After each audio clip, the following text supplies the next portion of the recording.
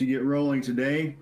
And, the discussion around, when we say human trafficking related, there is so much that we really have to think about, really have to consider. It's not simple by any means. There are so many things that play into the human trafficking role. Give a little background on myself. I've spent the last 35 plus years primarily working in government service, state, local, federal, and military. Been in I don't know how many countries over the last several years. And years and years ago, right after 9/11, of course, my focus was on counterterrorism. So that's still where a lot of money goes. And you'll be hearing a lot of themes, and quite honestly, this audience understands the role of money in everything far better than most. But terrorism and drug cases get all the money, all the attention and development. So one of the things I was interested in doing is taking all of the things that we knew from the terrorism world and applying it to missing kids, runaways, quite honestly, our throwaway kids that are out here. But that got me really deep into technology. So looking originally at mapping and analysis of cellular devices, cell phones. And of course, that extended out into social media and then all kinds of stuff. So my real specialization is where technology touches human behavior, especially criminal behavior. And that's what we have to understand. And with every advance that we make in technology, there's a cost, there's a price that we pay. There are good things to technology that help us daily, and there are bad things to technology. I remember when we started shifting to these mobile devices thinking, well, our lives are going to get easier. Well, maybe in some ways, but what we found is that it really doesn't. Our lives never turn off. Somebody has access to us 24/7. And the same is true of the more vulnerable in our society. And as I've gone through, I keep seeing new things that need to be brought to the attention of everybody. And I was pulled into a consulting relationship with a company named Proxyware. And that's where I ran across Sarah. And I was intellectually aware of some of the things we were talking about. But when I started educating myself more and really looking at the issues, I knew this was something that needed to be brought before a greater audience, people who could actually talk about it to a wider group of people. So having said that, as we talk today, you're going to hear things about human trafficking. You're going to hear things about CSAM, or child sexual assault material, the child exploitation material that is commonly and unfortunately referred to as child pornography in a lot of states, just because that's what the statute still calls it. We'll hear some about that. We'll hear about sextortion. We'll hear about victims who have been abused versus exposure to some of these things like pornography. So this discussion today is going to pretty much take on a life of its own, but this audience has always been really, really good about putting questions in, getting questions together. And as we do that, please throw those questions in, either the Q&A, the chat, whatever system we have going, or whatever is easiest for you. So for right now, I'm gonna have Sarah start things off, but actually go ahead. Sarah, let's get to you and have you introduce yourself, give a little background, and then Jacob, get an introduction from you. Awesome. Thanks, Kevin. Yeah, we'll do some quick intros, and then Jacob, after your intro, you can kick it back and I'll go over some definitions. But Sarah Ralston, I'm the Chief Product Officer of a technology company called Proxyware. I've been in the digital trust and safety space for about 20 years now. I'm also a certified fraud investigator, so financial crime is no stranger to me. I spent 10 years at Microsoft Advertising running the fraud teams, user safety, compliance and regulation, and everything in between. I was the head of privacy at Reddit pre-IPO through IPO, And now at Proxyware, I'm able to look at the problem from a slightly different angle. We as a society continue to throw money at cybercrime and cybersecurity, and yet the global trends of losses continue to go up year after year.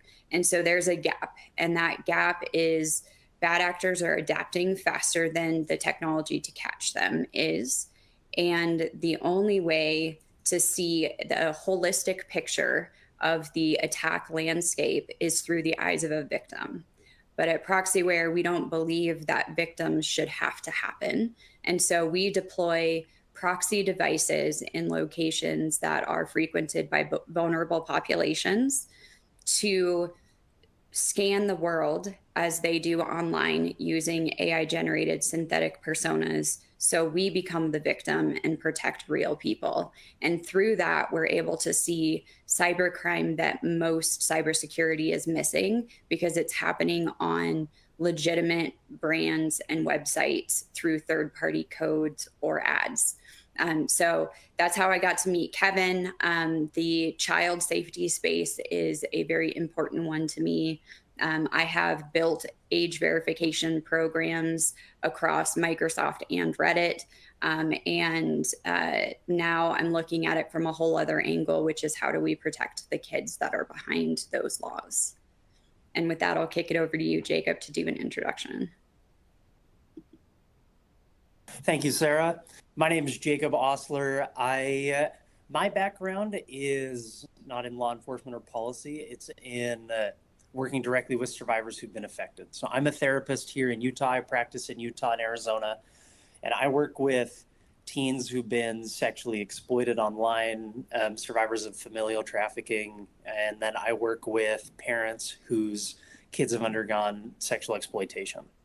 I do education around sextortion, CSAM, all of these kind of things, and these risks that our children or youth are encountering right now.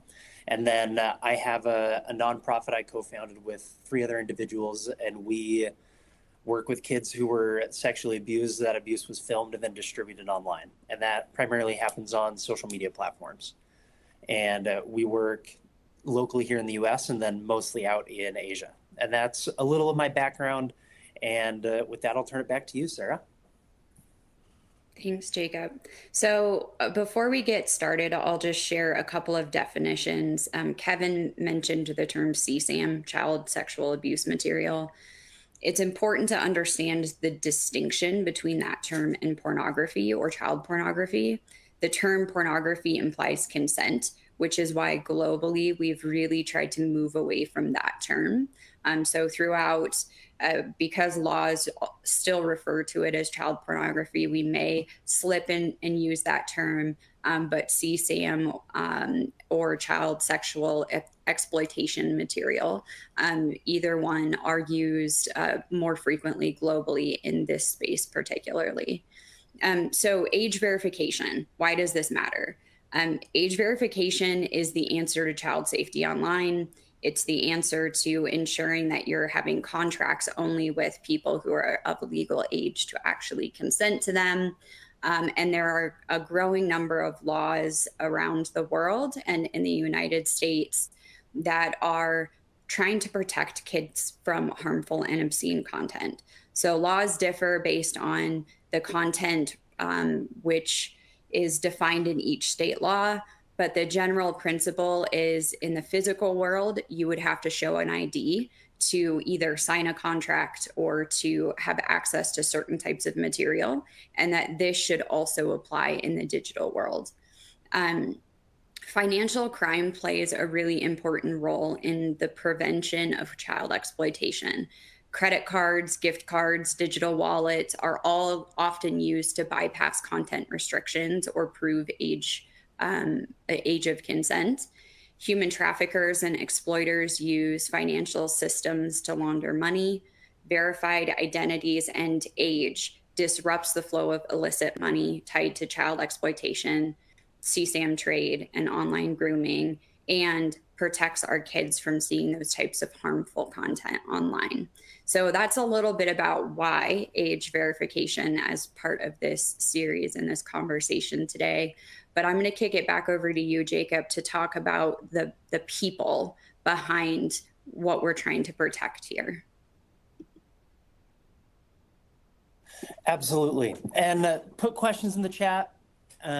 Interact with us. We're always happy to unclear. Let us know. As far as working with survivors who've been through this, there's, like Kevin mentioned, there's a lot of different types of exploitation, right? There's sextortion, which is online blackmail schemes, often happens through social media, happens internationally. And like, to give you an example, what can happen is somebody DMs a teenager on Facebook. They flirt with them with a fake account, pretending to be somebody their age. They get them to send a nude photo, and then they blackmail that teenager for money, nudes or access to their account or all this other stuff. And what we see happen often is they'll give them instructions to take their life. And in Utah alone, I was just at a conference where a presenter was talking about 3 confirmed suicides in the last 18 months in Utah. We've directly tied to sextortion. That's a public number. The number's likely higher. There's likely cases we don't know about. And this is a growing problem that primarily affects teenage boys 11 to 16. And these are the kind of cases that I work with. And I work with survivors that are working with law enforcement, that their abuse was not only did it happen, but it was filmed and then it was distributed, whether they knew it was filmed in the moment or not. And so, for example, I work with an adult right now, and one of the things that we deal with is the ongoing trauma of having videos and images of their abuse and shared over and over and over again. With a lot of violent crimes, assault, sexual assault, battery, all of these things, we see the incident that happens and then that stops, right? They're no longer physically being touched by their perpetrator. They're separated. They're not still being abused. With this kind of crime, one of the things we see with video and images being taken is we see ongoing trauma, where they live with the knowledge of someone is still watching my abuse. Someone's still watching my worst moment. Someone's still making money off of my worst moment. And there's massive systems that keep perpetuating and moving this and moving the goalposts for survivors to get their own videos of their abuse taken offline when they come up. There's resources that exist. The Take It Down Act recently passed. NCMEC does a lot in this space, and it's still incredibly difficult. And working with teens and adults who are in this space, it's really complicated. And having systems in place that protect them so that it's not on the survivor to go and chase down their own video and try and remove it is a game changer. And that's where I'll start. And I just want to say thank you to everyone for being here. Thank you for joining and for caring about this issue, because it's a big issue and it is growing. Jacob, I'd like to get a little bit into, so we have a lot of, not only do we have investigators on here or other professionals, we have a lot of parents and people that have children in their life that they're concerned about.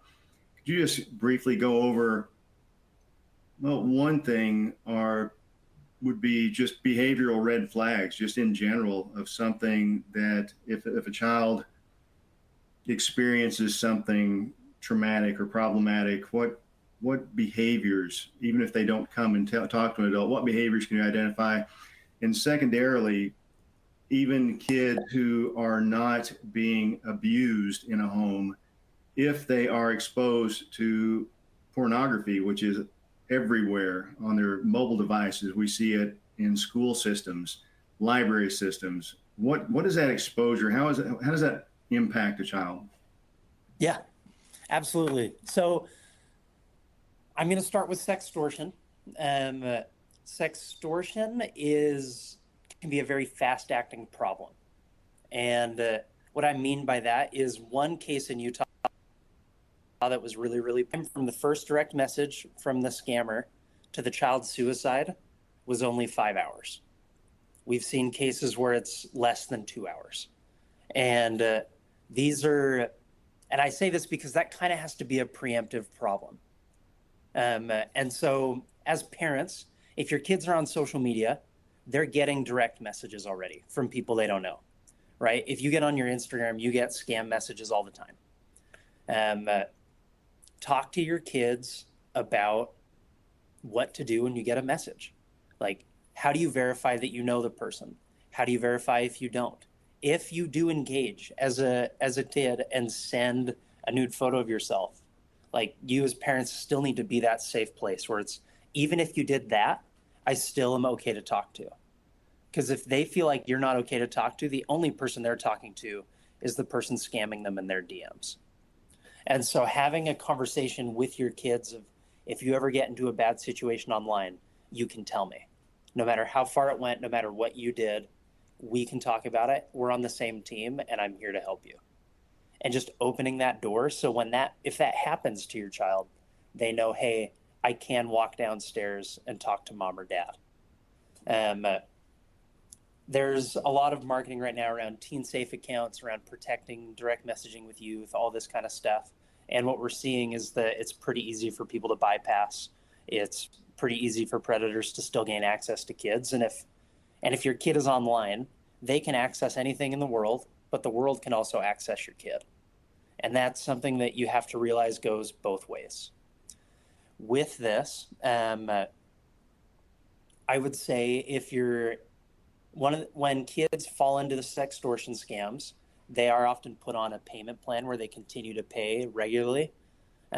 Look for kids picking up extra work, grabbing extra money. If they're starting to steal your stuff, things like that are big things. Another thing just in general with grooming, and this isn't necessarily related to sextortion, but any kind of online or in-person grooming, is they'll often be given gifts. They'll often they'll have new phones or watches or shirts or shoes, and they're getting stuff from the person who's grooming them. Not all grooming behaviors are hurtful. A lot of them are positive to engage the child. And those are just things to watch for, right? Little red flags. Red flags doesn't mean this is exactly what's happening. It means I want to zoom in on this. I want to understand it more, and I need to figure out what's behind this. If my kid is getting gifts from other people, if my kid is starting to talk about different things that are abnormal, if there's social isolation, things like self-harm. And one thing we see in really young kids that go through sexual abuse is we see them start to talk about and discuss what we'd call clinically developmentally inappropriate behaviors. And what I mean by that is, as people, as humans, we develop in a pretty linear way in a lot of ways. And an easy example is when we're really little, mom and dad are our safe people. We want their approval. We want them to laugh. We're playing with them all the time. And then as we grow up and kind of enter our teen years, our peer-to-peer relationships become more important. We look at our peers for acceptance, judgment. It's if our peers like this and parent approval drops down beneath them. And as we grow and become more independent, we see that natural progression. We develop similarly in a sexual way, where we are inherently sexual.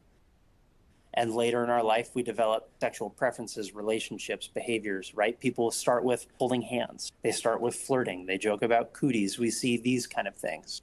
And a developmentally inappropriate or not, or for example, if you have a 5 or a 6-year-old asking questions to you that are questions that they shouldn't know about sex, or they're asking you about specific sex, those are things to be like, okay, why are you asking me that? Let's get curious. Let's figure out why they got that idea.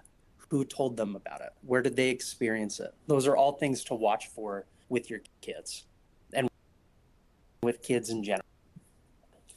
just making yourself a safe person to talk to and encouraging them to talk to others, right?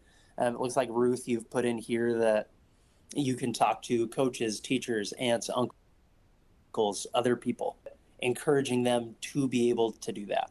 Those are all ways we can we can watch for things and then not getting mad or angry if your kid discloses to you. If your kid tells you something and you react in an angry way, even if the anger is not at them, or you're in tears, or you are lashing out, or any of those kind of things, they're probably not going to keep opening up to you. You want to react in a way that encourages and invites conversation from them. And then process your own emotional response as an adult with another trusted adult, rather than your young kid that you're trying to create a space where they can be vulnerable. Kevin, I think I covered what you mentioned. Yeah, and before I get to Sarah, can you just lay out, I mean, there's so many rabbit holes we can go down here, but for a lot of parents out here who are thinking, well, my kids are not exposed to anything, they're not abused at home, I know who they're around 24/7. Talk about the effects of exposure to children just from pornography and being able to access sensitive sites. Absolutely. So that was, yep. So pornography access, we know research-wise, is kids younger and younger and younger. Kevin, when you were growing up, it was probably you had to go get a magazine, you had to go find it, you had to seek it out. When I grew up, it was Googleable, but it wasn't everywhere all the time. And now you're scrolling through social media and you're getting ads, and they're pointing you to websites that promote this. It shows up on all of these places kids and teens frequent. It shows up in our media, in our discussions, in every website. All of these places, there's pornography, there's adult material, and we see a lot of different impacts on kids. I read a study that came out this year where they talked about how most kids that search pornography, they'll find material that they deem as disturbing, where they're like, oh, I was looking for this, but I actually saw this thing and it was terrible, it was impactful, it was gross, it was disgusting. And it's on the same site for the less extreme versions of pornography that they're looking for. And we see companies into more and more extreme things. And this also can lead to developmentally inappropriate sexual behaviors and understanding, where it's, oh, this is what a sexual relationship is. It's what I saw here.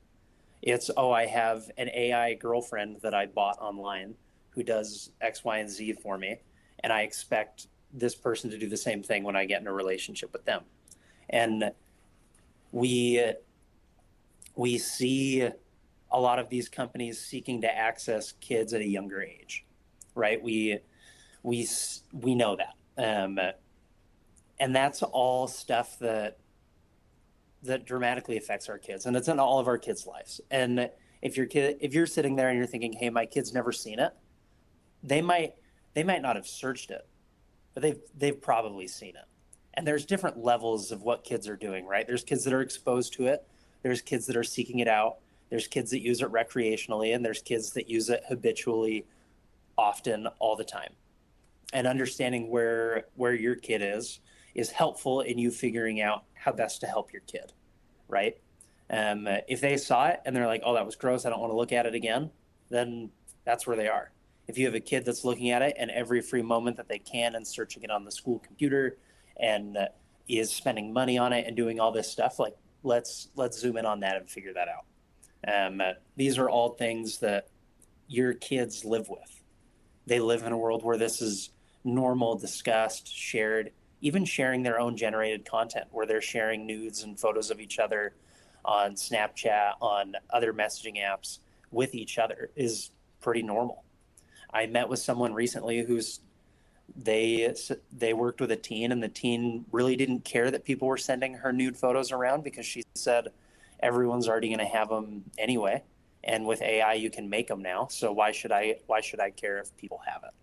And that's a real reflection from a teen that's experiencing this kind of stuff in the world that we have now.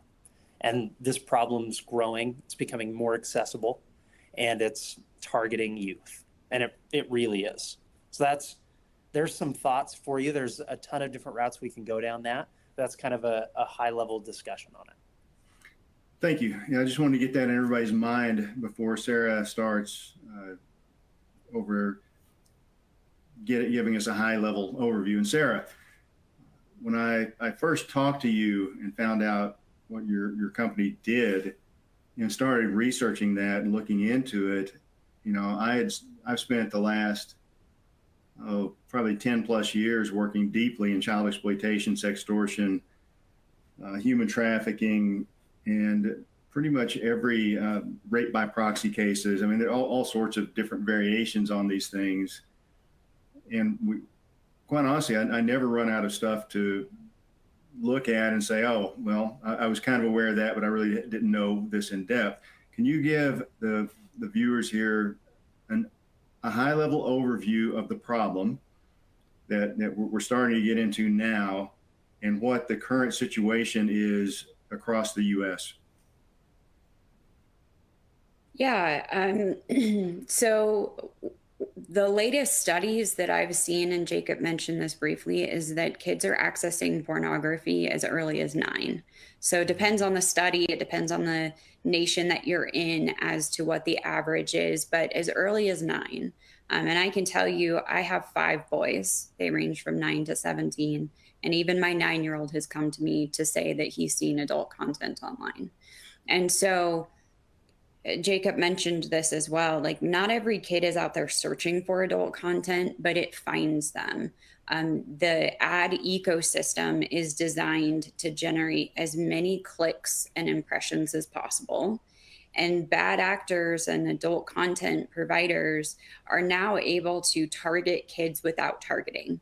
So under COPPA, you can't use a person's age if they're under 18 to target them with any ad content, but you can use interest-based targeting. So I could target my sexual content ad to a kid based on having watched Nickelodeon this morning and bought Play-Doh.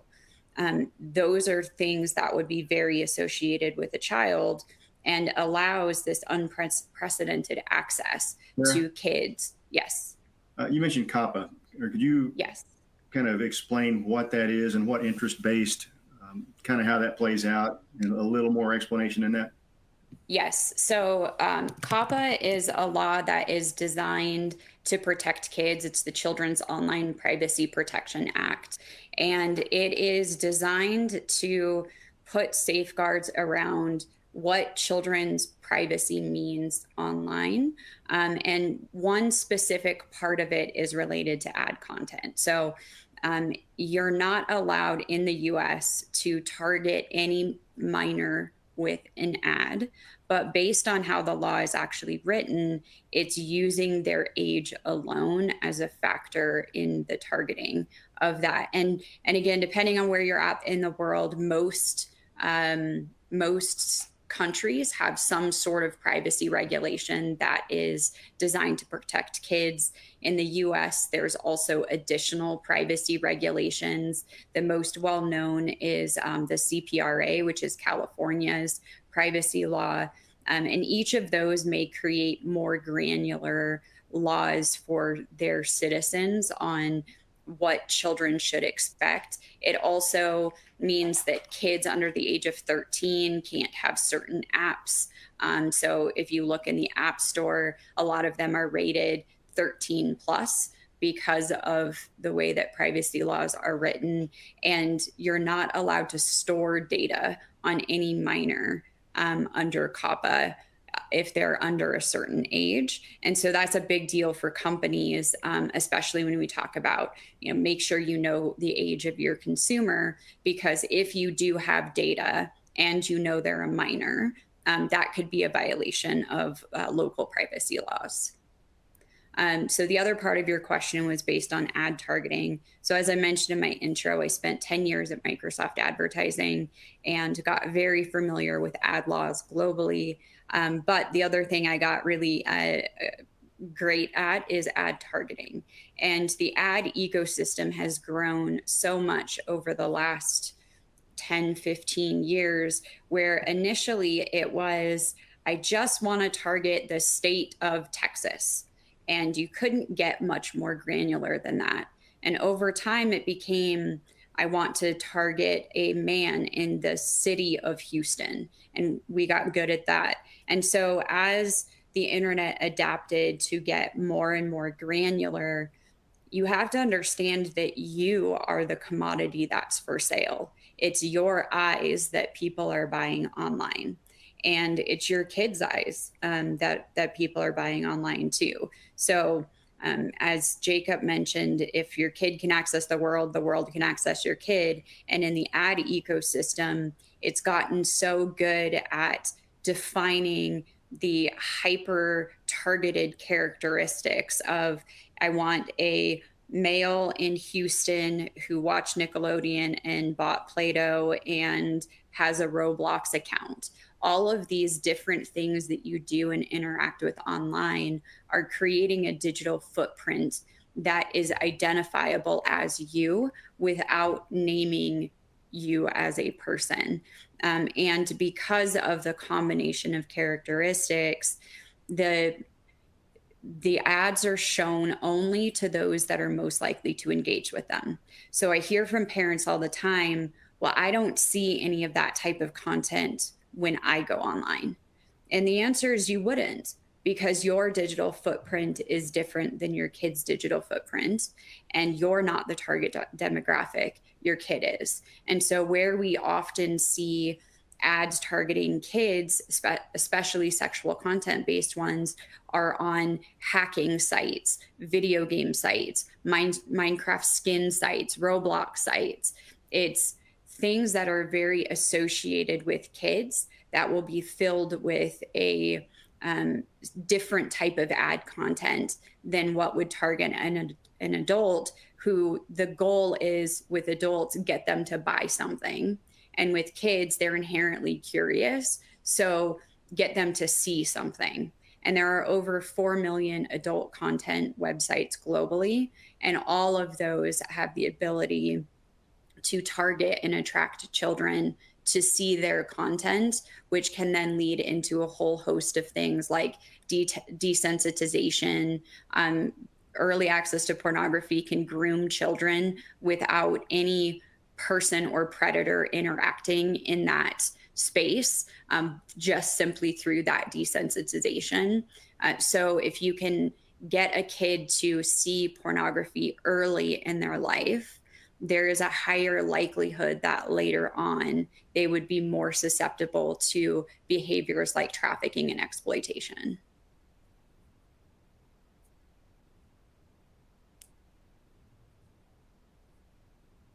Okay, so that's an excellent rundown. I really like the explanation on targeting, specifically targeting people. If we think about, a lot of stuff's been in the news, but if you look at the law enforcement's use of ad tech, for example, mobile advertising ID signals, that all came from advertisers, because instead of mass mailing out your ad for jeans, maybe it's better to know that these mobile devices are actually in the mall right now within walking distance, and then you know even more about them. And if you sign up for points to get points at some of these stores, and there are Bluetooth sensors, Wi-Fi sensors, there's so much stuff picking up all of our signals, all of our habits, all of our patterns. And to know that you've actually got a background in that aspect of really targeting people. Now, how many, the title today is Protecting Minors, Managing Risk, FinCrime Duties and Age Verification. So what before I ask about age verification, what is the status nationwide on access to pornography sites? I mean, how many sites are there, and what are the states doing about it? Yeah, again, there's 4 million adult content sites globally, and all of those are accessible anywhere in the world, simply because the way that the internet works. Some countries have done a much better job at really locking down the borders when it comes to pornography. But here in the United States, there are 25 states that have blocked access to pornography for kids under the age of 18. They have varying degrees of what that means. There are a few kind of standout states.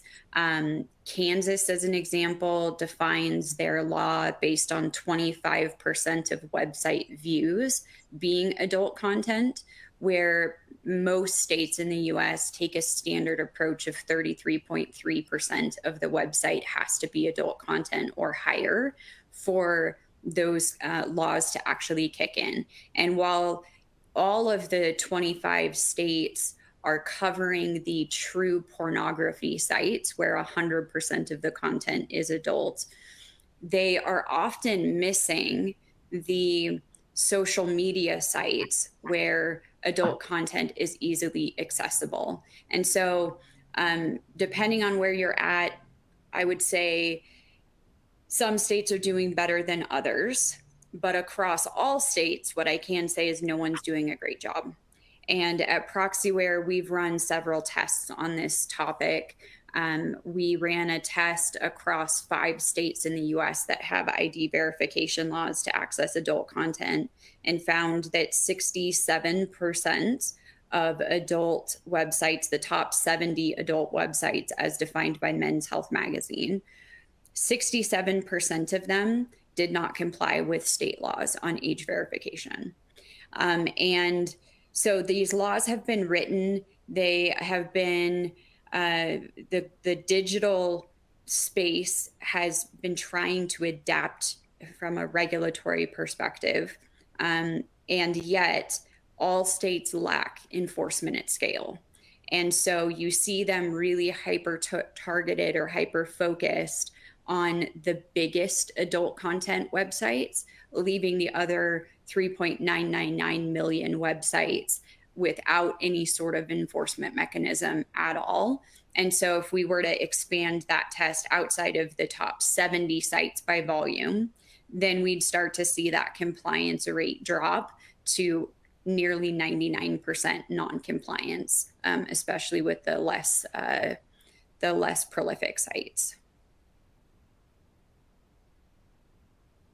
And if I can jump in there, I just sent a link in the attendee chat, but the parent company of Pornhub, called ALO, they just got fined $5 million by the state of Utah for exposing people to CSAM, which is the child sexual abuse material, and failing to verify consent and distributing non-consensual images and videos of adults within the state. This is, I mean, it's small, it's a start, and it's something that's happening. But this is something that came up in the last month here in our state that was specific. It was action, and the company faces more fines and a decade's worth of audits as a result of the settlement. And that's just something, like, as an example that is happening in the actionable space with these companies.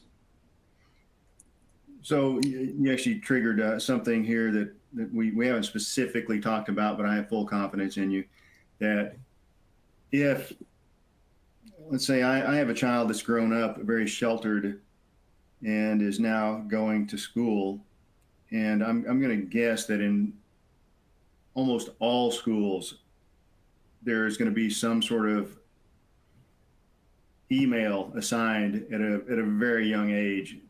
You have an online persona that starts developing. So the children are, even if they're not exposed at home, they're exposed to this online everything. All your assignments are turned in online, everything, all your interaction, collaboration, everything's an online event. Maybe there are schools out here that still cling to the old ways. I don't know. All my kids are grown now, but why should these parents or these people out here, why should they care about this? What is, and I know you already touched on it, but we have laws in place, and I'm glad you put that article in there. So we're going to talk about accountability in a minute and penalties and things of that nature. But DWIs, we understand the danger of driving drunk. We understand the impact on society. People are killed, families are destroyed, lives are destroyed, all of this. What is the impact, and why do we care so much about keeping kids off of these sites?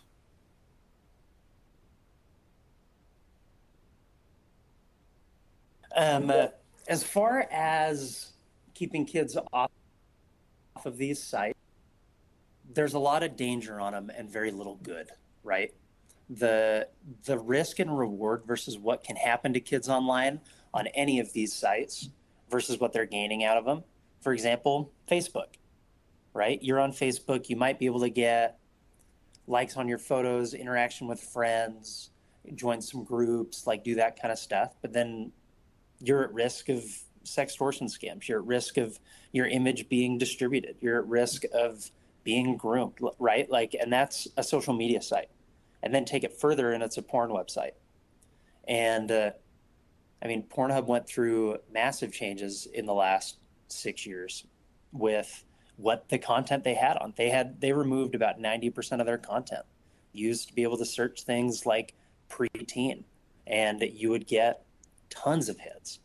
And they're an easy example because it's been so public and their lawsuits have been so public in the space, is they've had so much in the realm of distribution of CSAM, in violent pornography, in unhealthy engaging behaviors, in re-uploading, allowing download features.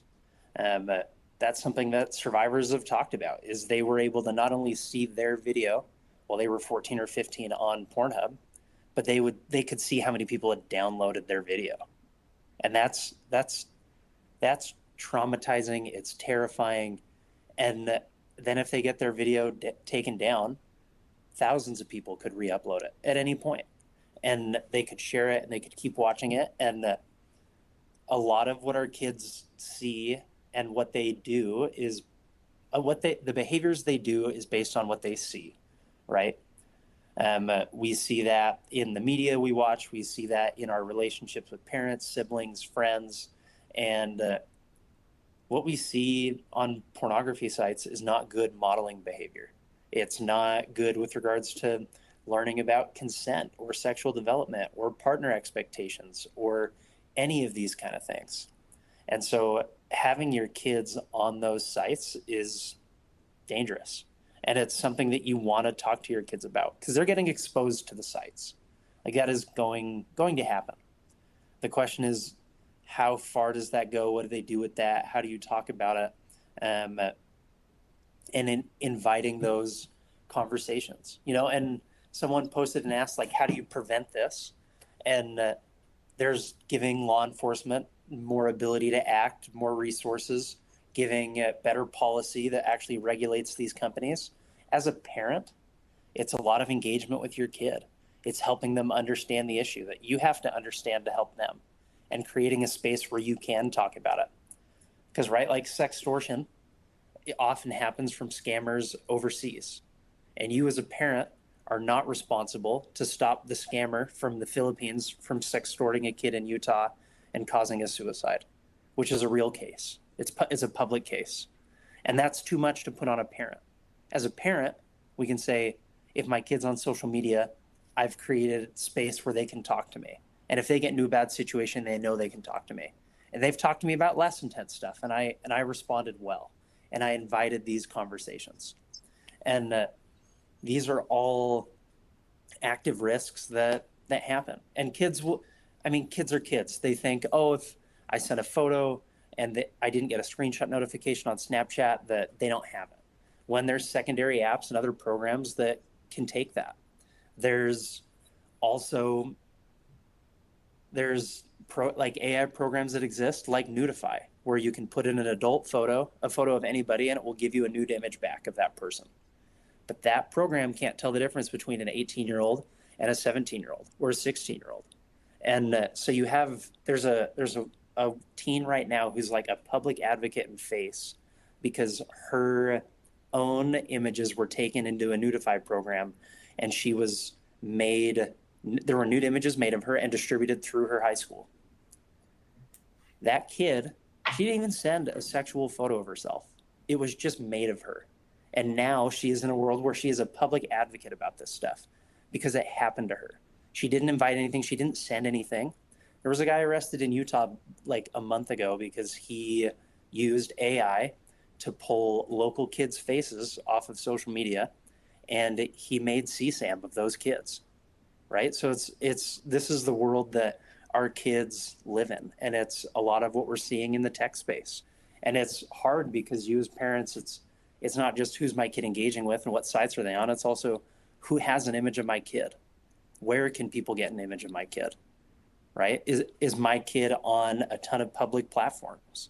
Can people just pull their image? Can they not? What does that look like? And these are all safety concerns with our kids these days. I have a 2-year-old, and I'm like, I don't know how I'm going to navigate that when she's older and when she's in the space. I don't know what the tech problems will actually look like in 10 years, but these are what they're looking like now.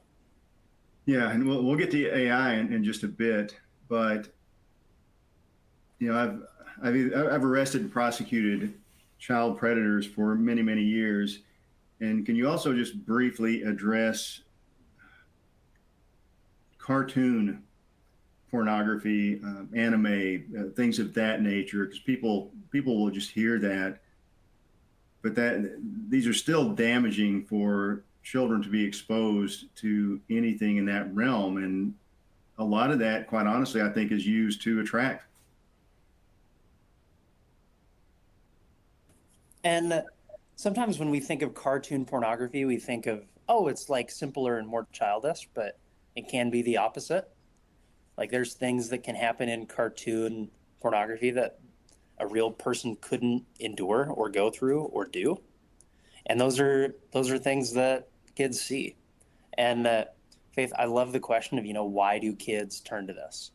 And figuring that out with your individual kids on a case-by-case basis, because we see kids turn to it out of loneliness, social outcast. It's a regulating thing. It's a place they go to escape. It's fantasy. We see kids go to it because they're trying to learn, educate, and understand sex. We see kids that they don't understand consent or sexual health, or they want to do things, and so they start getting on porn sites to try to find it. Like we see kids in this space for a variety of reasons. And as long as it's accessible, we'll see kids access it. And like Sarah mentioned, and like we've talked about, it'll continue to occur at a younger age, and we'll see that at a younger age. And it's where they'll go for a variety of reasons. And that's something that's more of a case-by-case basis, right? Because when I'm sitting with 2 sets of parents in my therapy office, their kids may have been online for very different reasons. They may have been responding to direct messages for very different reasons, or going onto these sites for very different reasons. And that's something that, as long as there is access, how does your kid go? What are they looking for? What void are they trying to fill? What are they trying to feel? What are they trying to understand? And how do I create alternatives and healthy places for them to find those things? And not make them feel bad for being targeted by a porn company at 8, right? Like we shouldn't get mad at a kid because they're 8 and a porn company targeted them. We should try to understand what our kid's going through, how they're reacting to it, and then figure out where we want to move forward with our kid. All right. Yeah, thank you. I mean, there's so much to consider here. So as we're progressing along, we know that Sarah, is it 24 or 25 states now that have passed laws on this? I believe it's 25 now. Okay. So we have roughly half of the continental U.S., roughly half our states that are aware of this. And I've got to say all of the states at some level are aware of this.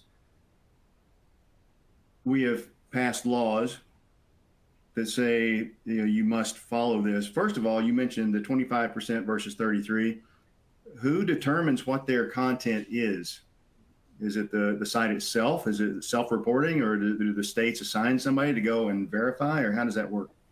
No, it's all self-reported. And again, the states are passing these laws, but I haven't seen a lot of states think through to how do you enforce those laws.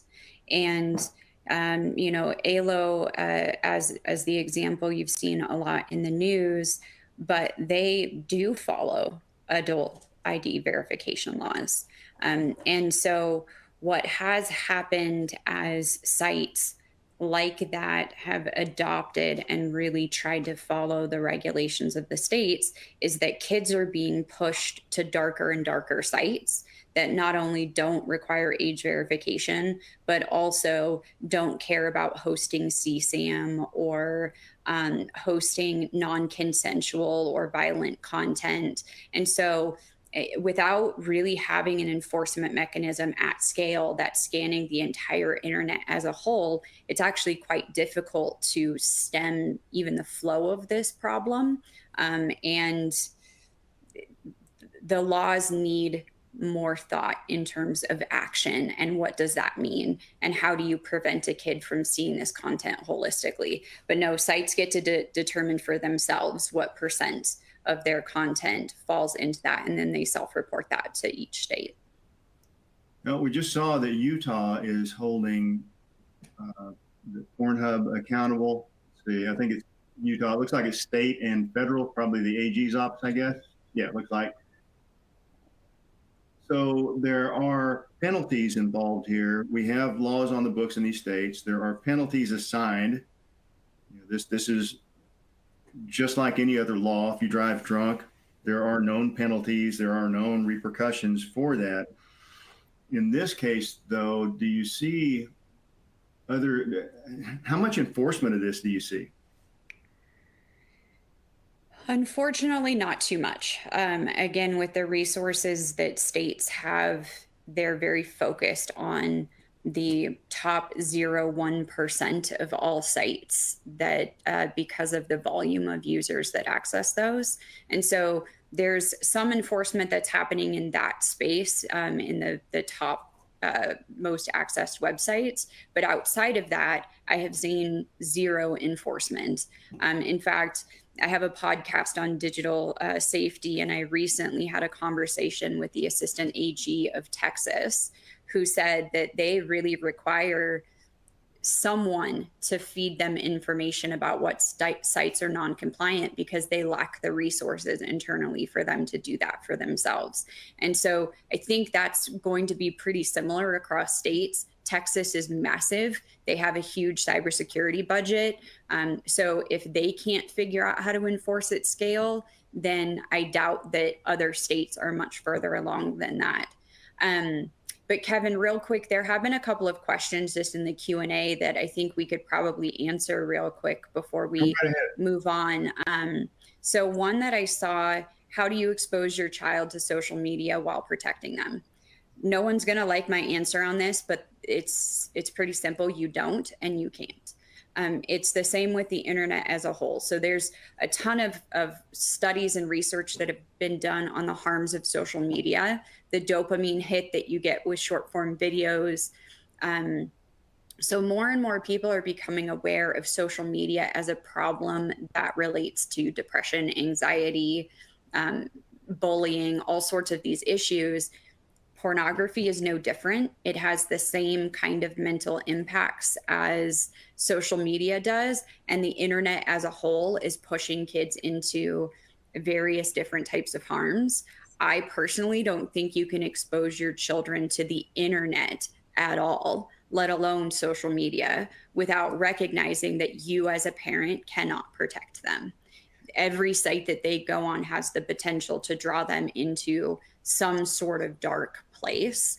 So the best advice for me, again, mother of 5 boys, like I've been around this space for a while, is have open, honest conversations. And Jacob mentioned this too. You have to be the place that is safe and judgment free for whatever they come and talk to you about. And then have accountability, have different ways to move forward with that with your kids, but they have to be able to talk to you, because there's no way as a parent that you can actually solve for protecting them online as a whole.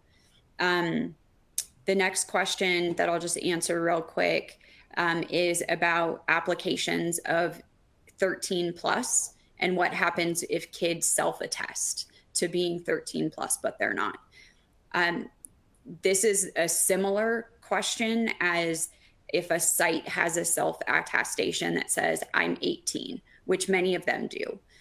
There's not a whole lot of systems or regulations that protect kids who self-attest to being older than they are. So these age verification laws are the first laws that are really designed to prove that you're over the age of 18. There's not really a system in place to prove that you're over the age of 13. And that's a kind of a slippery slope, because how do you collect data of 13 to 18-year-olds to prove that they are above the age of 13? If you're 13 to 16, it's likely you don't have an ID at all to even verify. So there is a lot of self-declaration that happens there. More and more states are adopting types of laws around parental consent in order to access certain applications, specifically social media, where a kid could say I'm over 13, but a parent would have to confirm their age. Now, if they said they were over 18, they would have to potentially prove that with an ID. So as we start to tighten up some of those regulations, that becomes a little bit easier.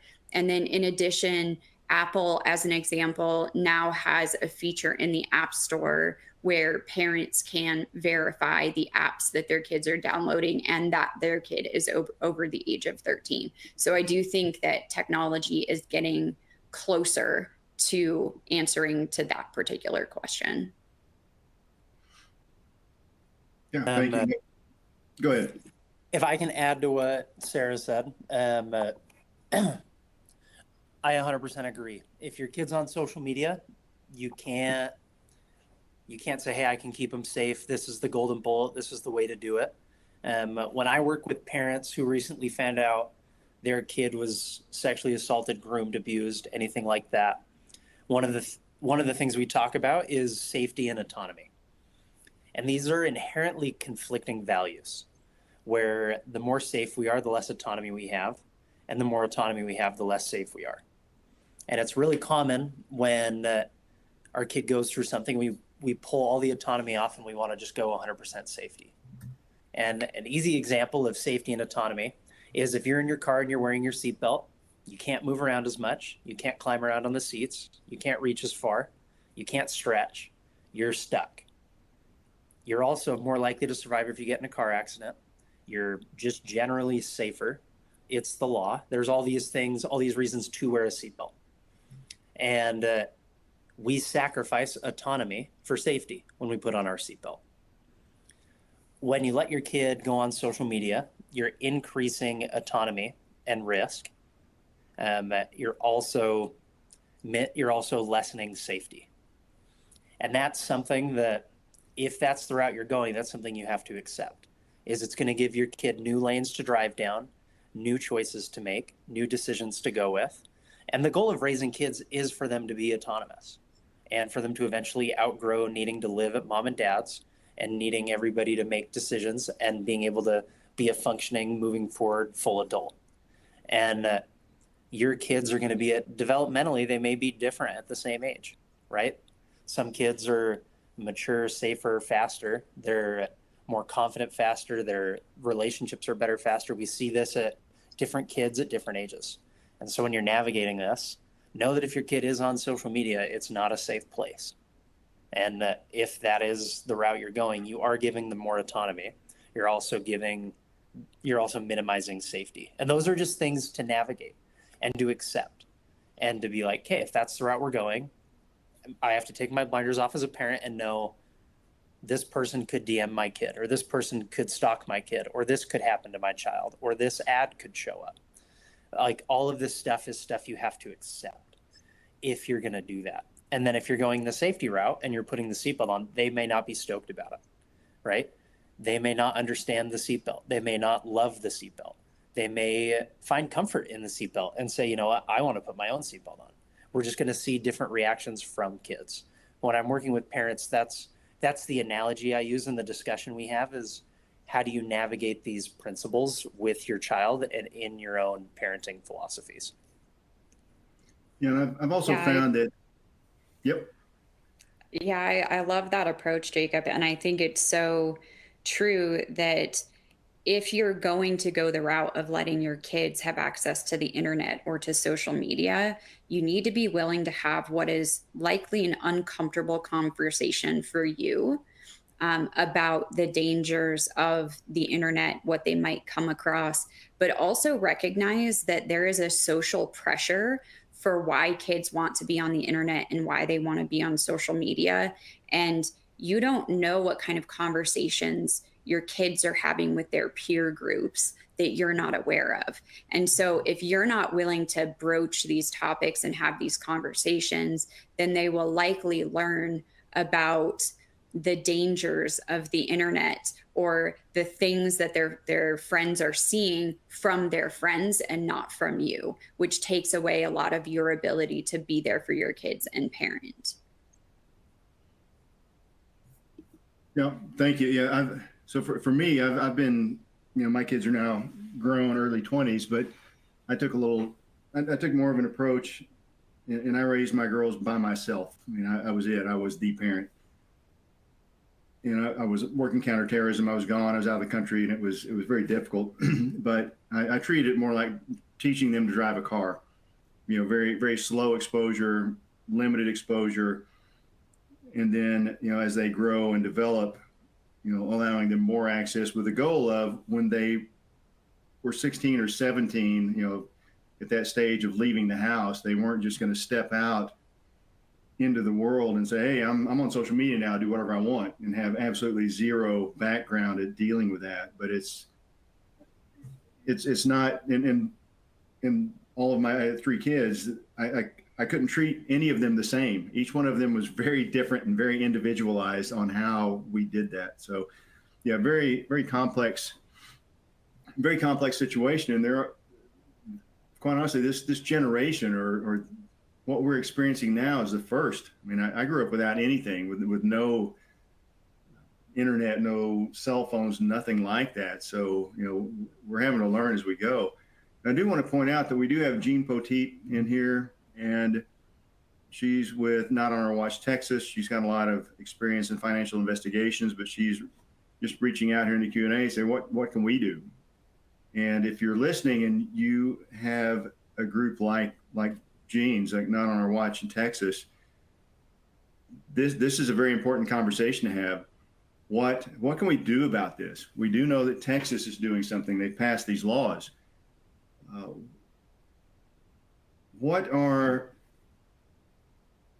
So with enforcing laws, and I've worked every level you can imagine in law enforcement, state, local, federal.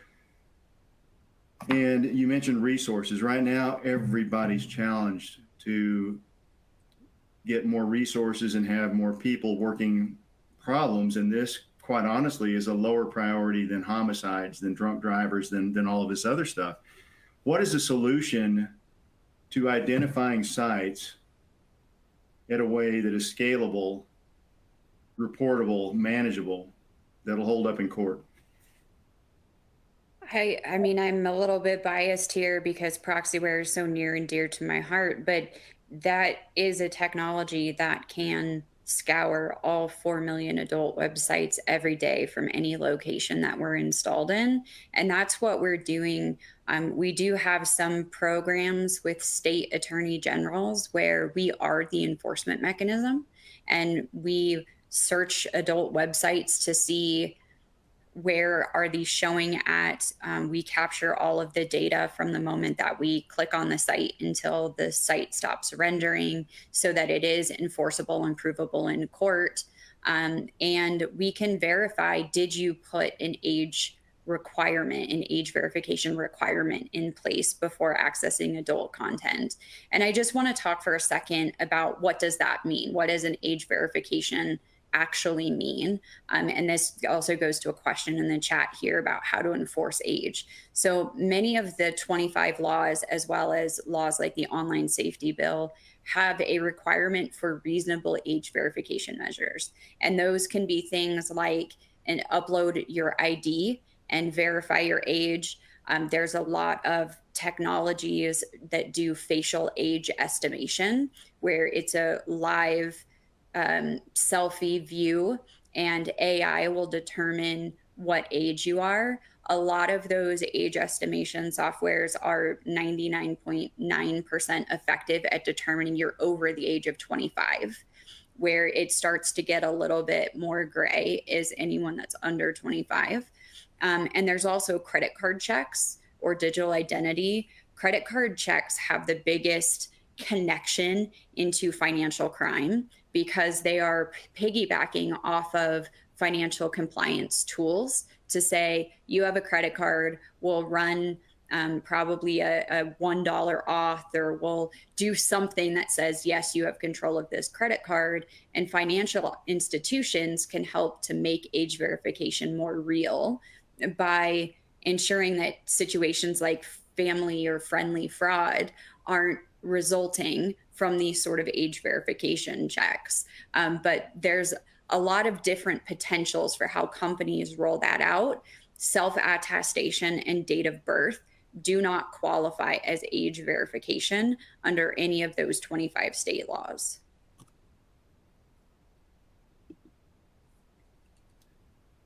All right, so I'm around a lot of different groups, companies, organizations in this space, and I think you guys are the only ones that I know of that are actually deep diving and focused on this one issue. So that's why I was asking that. But it would make sense if the states were able to bring you on to cut down the resources and have a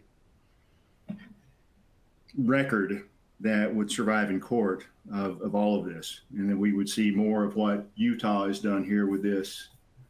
What is that? 5 million? Yeah, $5 million penalty. I think that would be a big motivation. Plus, I mean, this is something we really need to protect our youth.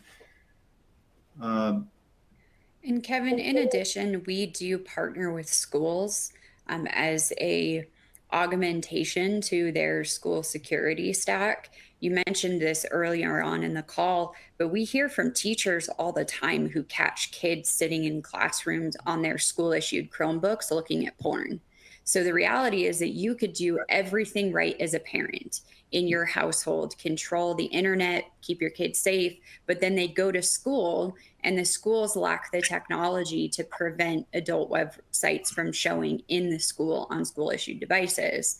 So we do partner with schools to monitor what ad content is targeting your kids while they're in school, to make sure that adult content sites are not accessible from school property.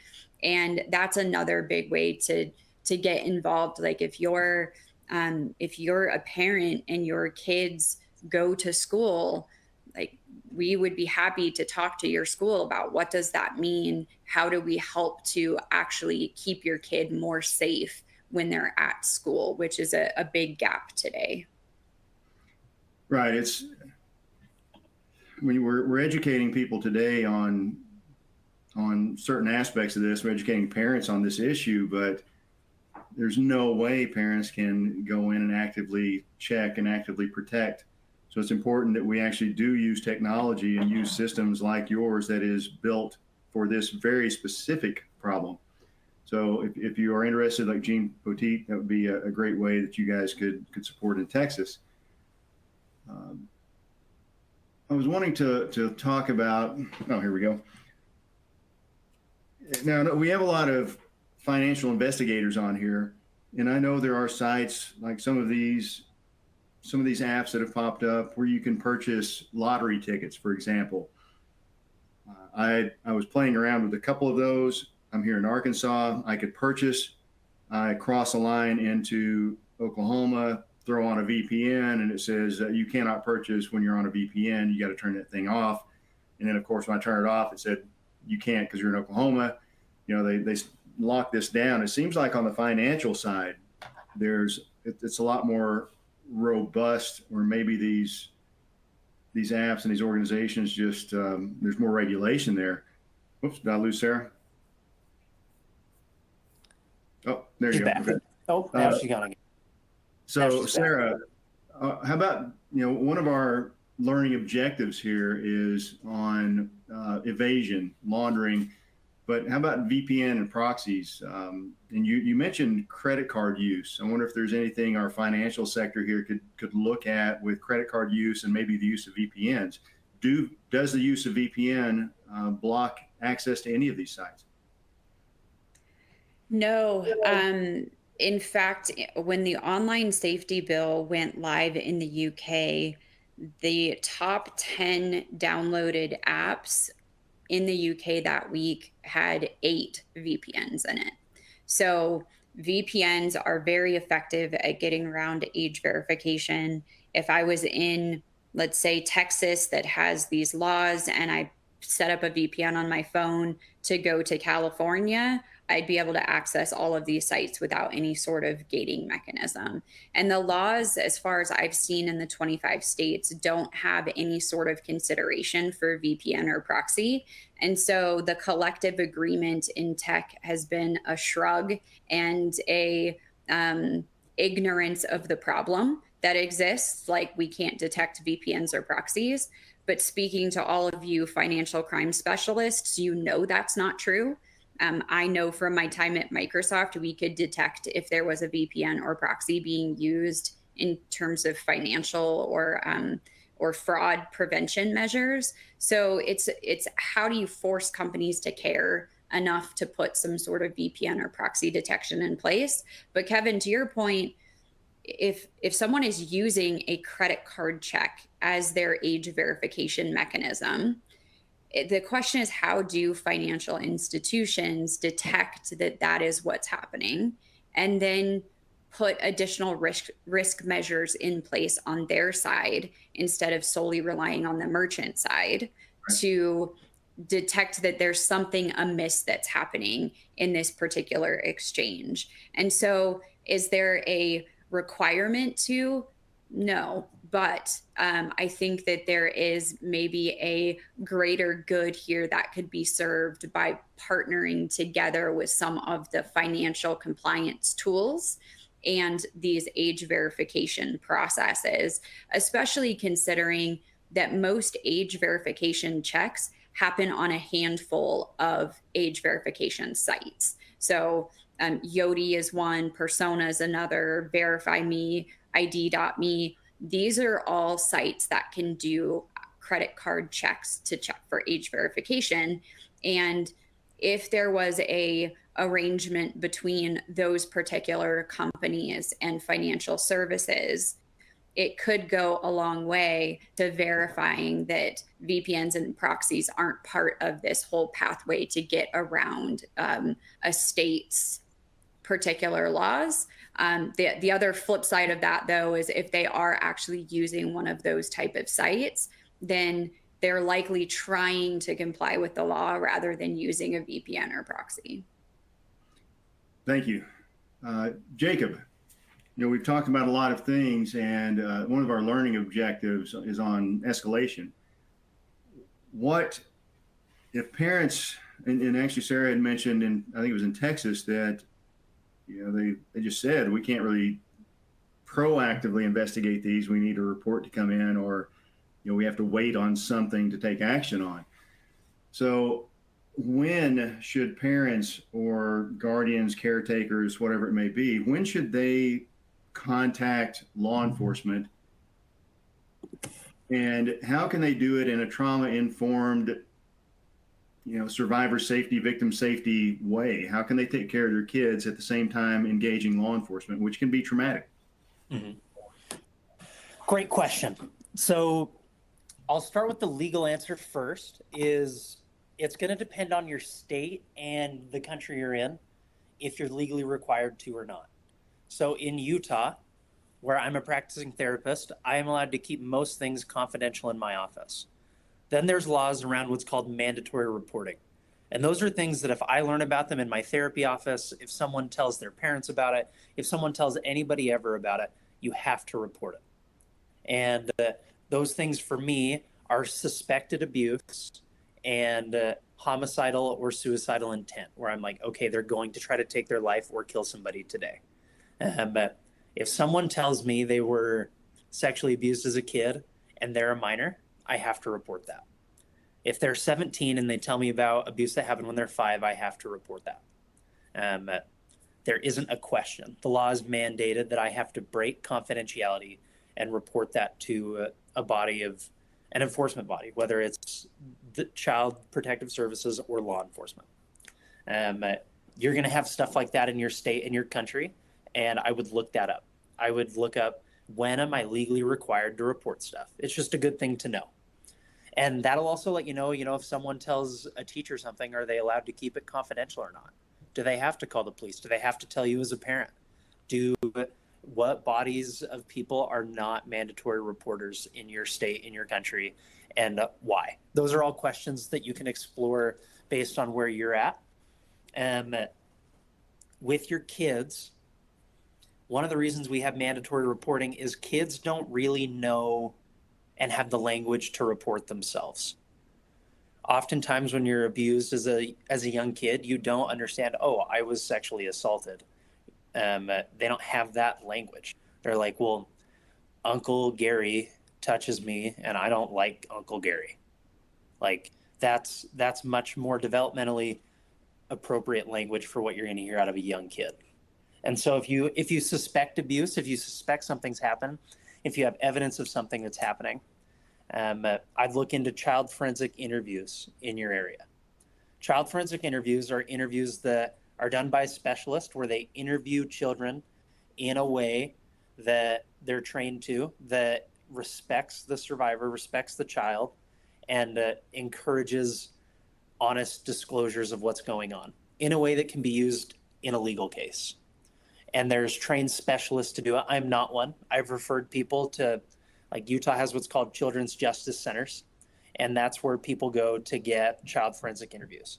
And there's likely those in your area.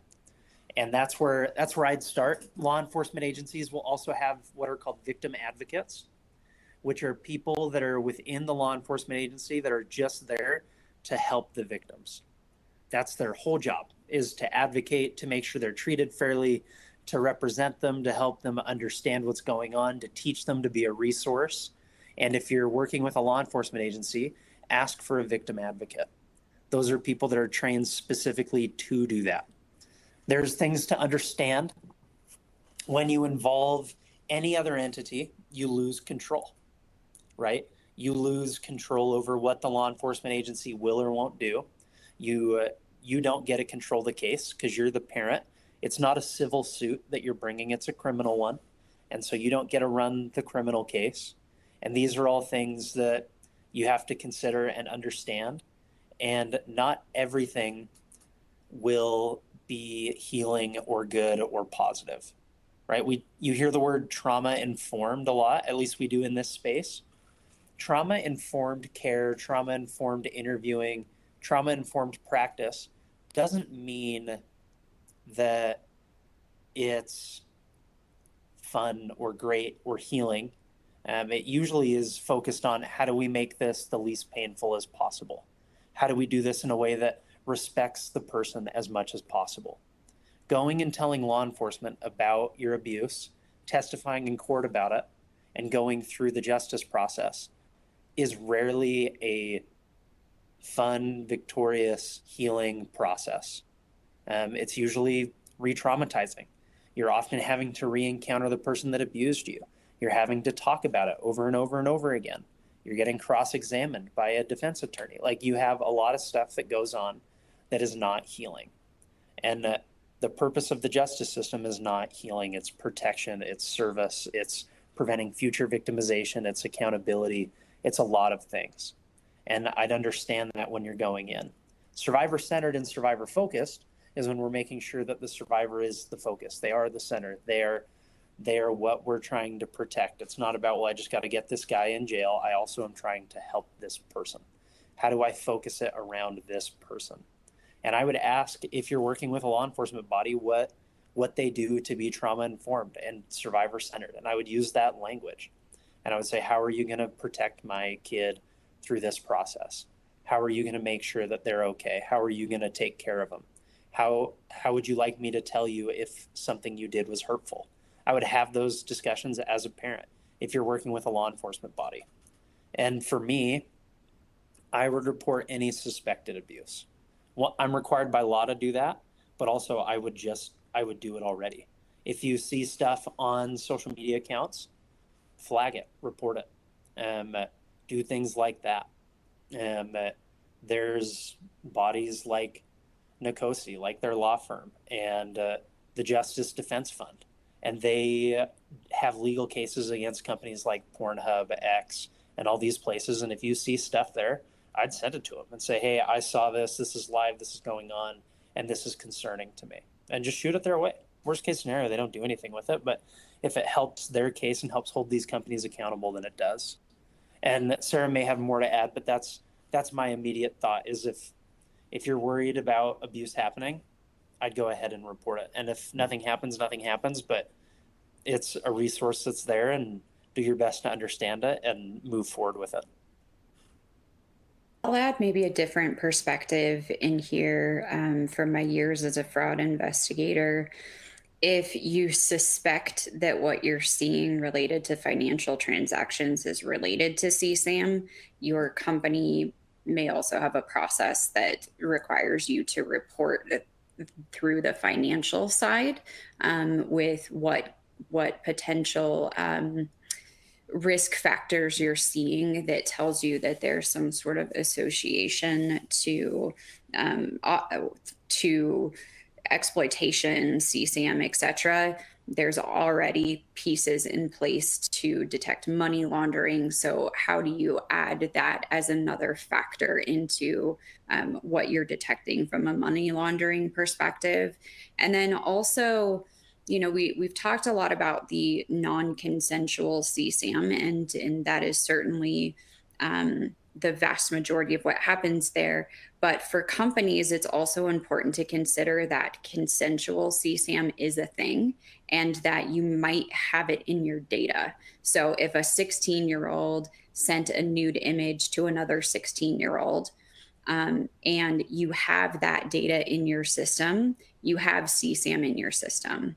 And so if you were to come across that kind of content, you would also have obligations to report that, even if there was no other person involved, it wasn't coerced, it's still CSAM, which would have to get flagged and sent to NCMEC. There's also a lot of laws surrounding the distribution of CSAM. So if you ever did come across that kind of content in your own data, you would have to isolate that data from a server, make sure that nobody else has access to it, not transmit it to anyone else.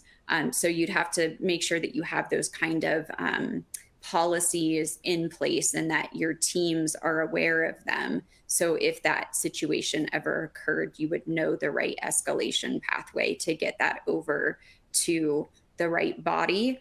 And related to that, I will note, you don't have to confirm something is CSAM. If you suspect something to be CSAM that you see, it is NCMEC's job, or ICMIC, I think is the international version. It is their job to determine whether or not something is CSAM. So you don't need to worry about, is this a false positive? You know, maybe it's a person that turns out to be 19, but you thought they were a minor. That is absolutely okay for you to be submitting. It's expected for you to be submitting. There's a lot of training and man hours that go into the people that do this for a living to detect, is this CSAM or not?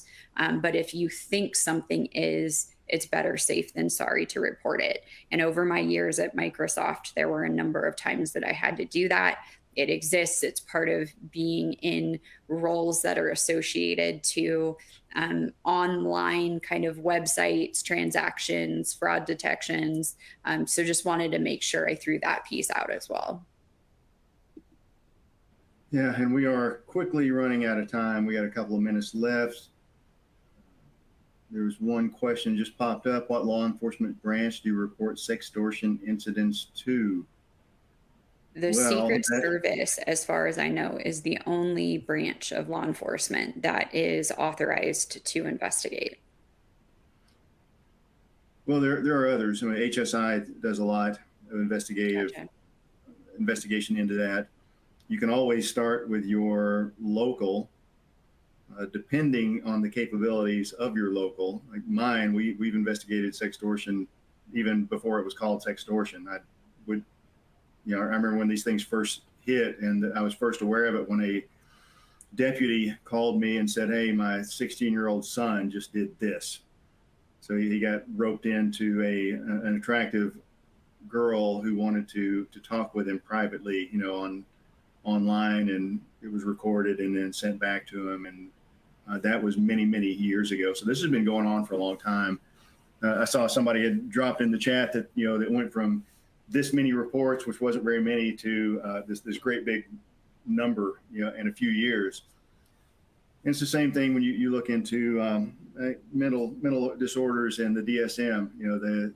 When you get insurance involved, you start naming things, and then you start identifying it. More of them do pop up, but these have been going on for a long time. But yes, I would escalate up to the Secret Service or HSI if you're not able to get anybody to take it at a local level.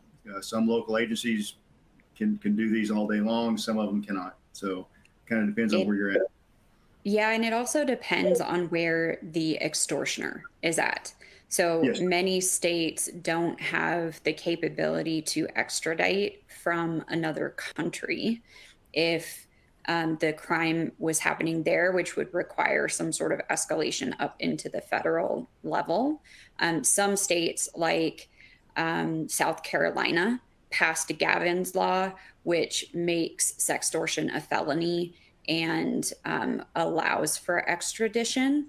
But laws and regulations are still trying to keep up with that space of the digital world, where the crime may happen in one place, but the bad actor is in another nation.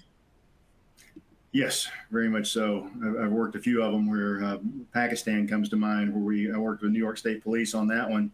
So we got to the point where, hey, we've identified these people in Pakistan, and luckily the FBI stepped in and assisted us with that, and we actually got the arrest, or they actually got the arrest made. So I really appreciate Sarah and Jacob. You guys, we could go on for days on these discussions, and we have barely touched on several rabbit holes here, but this is all the time we've got. Cheyenne, I really appreciate it. Sarah, thank you so much. Jacob, thank you for coming on here and sharing with us.